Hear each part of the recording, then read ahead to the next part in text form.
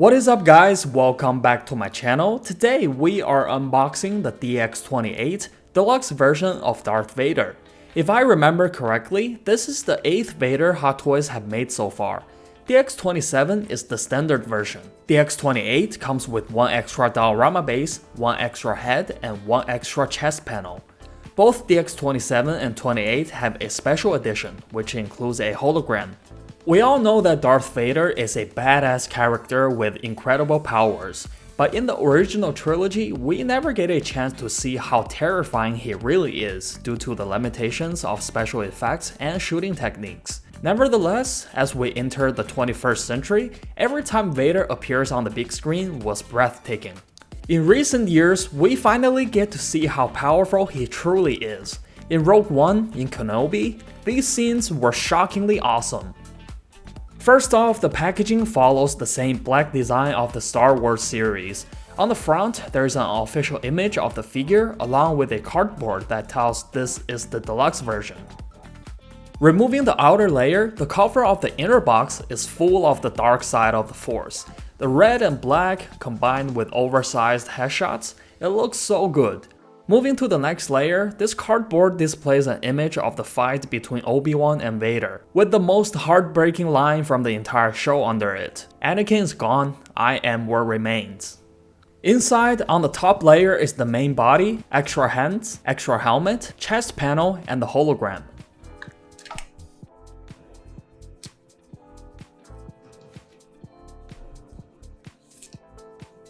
Under that, we have the cape, 2 diorama bases, 4 lightsabers, and the power core. Let's start with the body of this figure. The height is about 35 centimeters, which is much taller and larger than regular male figures. About the costume closely follows the design of the props. It has fabric, faux leather, and hard plastic armors. Since I only have the Darth Vader 1.0 version, I'm not really familiar with the other versions of this character. However, after watching some videos from other collectors, it seems that the overall costume, especially the fabric and faux leather parts, they are very similar to the Empire Strikes Back versions. The faux leather areas have a soft texture, not too thick, and they don't bother the articulation much.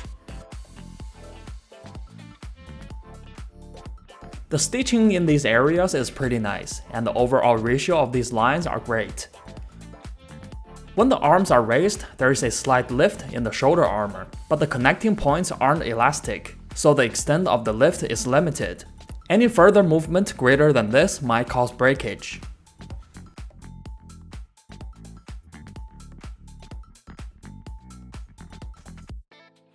This large piece at the lower belly is similar in material to the hands, made of soft resin.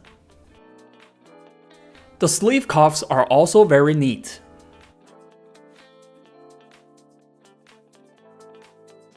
The fabrics drape nicely, and they don't have wires inside. The fabric is double layered, and if they were a bit thinner, the appearance would likely be even better. The boots of this figure are also made with faux leather, with the soles being separate parts just like real boots. The cutting and detailing of them are quite well done. The armor sections, chest armor and leg armors are attached with Velcro. They all replicate the shiny appearance we see in the movies accurately. They look great, but also it's very difficult to avoid leaving fingerprints on them. To remove your fingerprints, it's best to use a finer fabric, such as a glasses cloth to wipe it gently. Do not use anything like napkins, that will make it even worse. The default position of the leg armors are a bit low. You can adjust them slightly higher. It will provide a bit more room for the feet to move. The buttons and detailing on the belt are crafted with remarkable precision. They are small in size, but Hot Toys have done a great job on making them. And it has many transparent parts.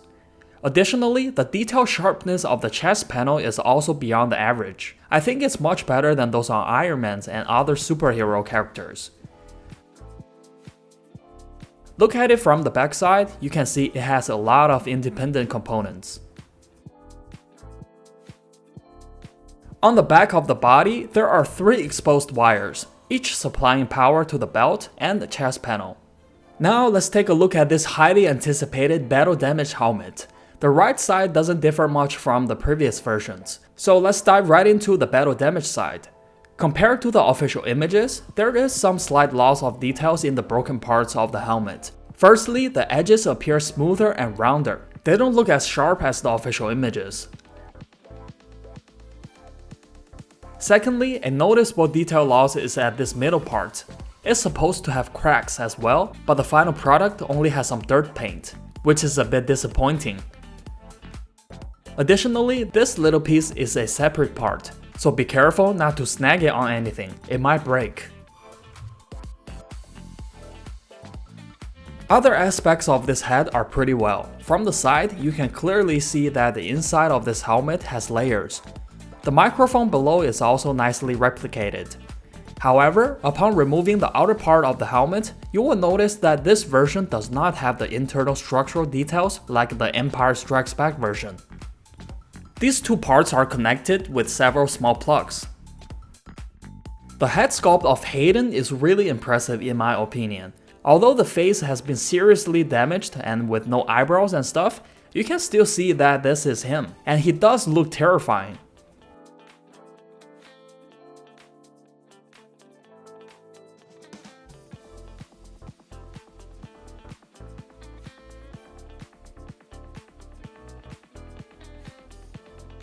The paint job, face is pale, looks great, but the blood stains are not as vibrant as the official images.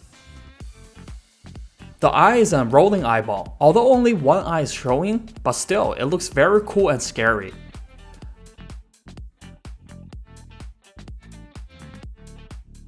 The eyeball is yellow, and you can see the whites of the eye is a bit red, just making the overall appearance even more convincing. The regular helmet looks pretty nice too, with all the small details and those brownish lenses.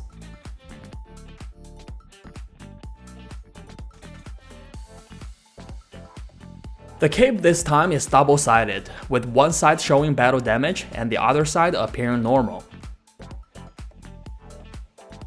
The damage side has a big rip right here. Besides that, there aren't any other noticeable damages. The cape doesn't have wires inside, but still, it's pretty thick. It could have been much better if the cape was thinner and fits the body better. Right now, it looks a bit heavy and like a blanket.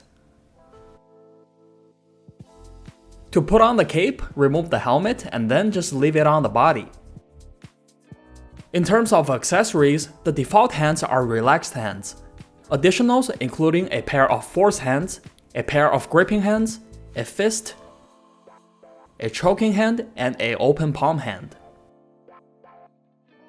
In appearance, the paddings on the gloves in this version, like the 1.0 and the Rogue One version, they are horizontal, and the Empire Strikes Back version and the yet-to-be-released Return of the Jedi version have vertical paddings.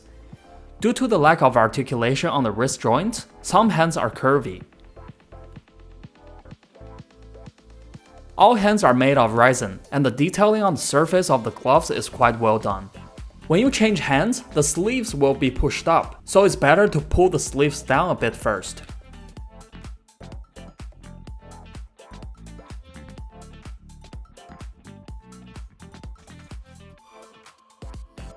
This holographic projection is the Grand Inquisitor. The projector underneath can be separated. And there's also a ring of light effects beneath the character. Installing the regular helmet and panel is pretty easy. They can be directly plugged in and removed. But be careful when gripping the regular helmet, since this outer layer of this helmet doesn't have any support in here.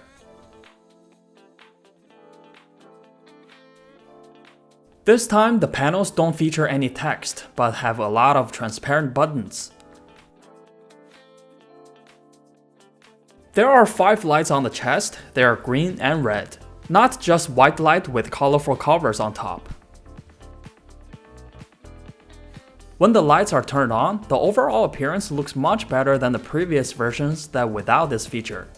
About the weapons, this figure includes 4 lightsabers and 4 blades, including 2 of the Third Sisters and 2 of Darth Vader's. The shorter blades belong to the Third Sister. while the longer one, including this one with swinging effect, belong to Vader. The handles are pretty well made, with a lot of colors and small details.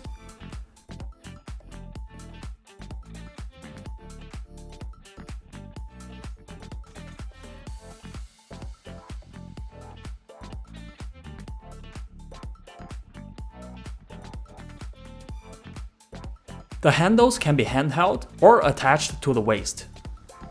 To light up the saber, this figure also requires to use this small power cord and a C-type cable. The power source has 4 sockets, and you will need all of them to light up all the lights. The operation is relatively straightforward for the 3 lights on the costume, but a bit difficult for the lightsaber. Firstly, you need to remove the head sculpt and this armor. Then slide the wire under this elastic cord. This cord is very tight and small, so you might want to give it some patience. And then secure the lightsaber into the hands.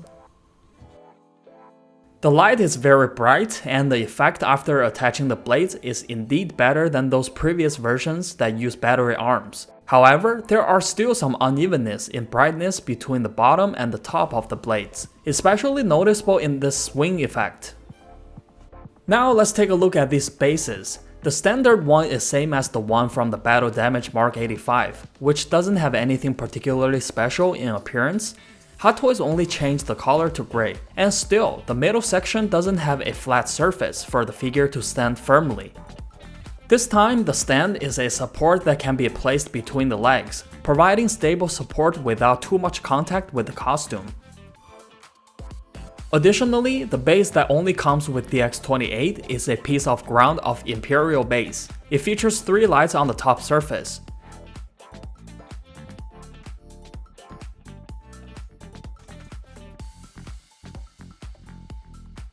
To turn on the light, you will also need to use a C-type cable. You cannot use batteries to power it. With all the lights turned on, this figure looks very good. However, with all the wires and plugins, I think it's a bit too complicated. And of course, there are also compromises in appearance due to the exposed wires, like the one with the lightsaber. I truly hope that Hot Toys can come up with another easier way to light up the figures in the near future. Finally, let's take a look at the articulation. The head can tilt upward to about 10 degrees and rotate 360, but it cannot tilt downward or turn from side to side.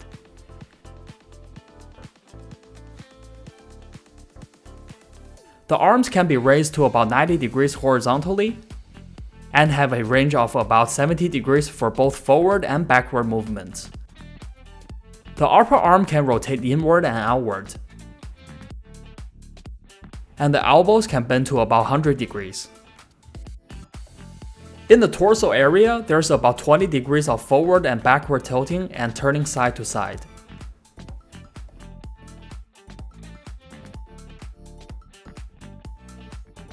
The legs can split to a maximum like this. And both forward and backward kicking are at around 20 degrees. The knees can bend up to 120 degrees. And the ankles have a significant range of motion for tilting up and down. But sideways are quite small.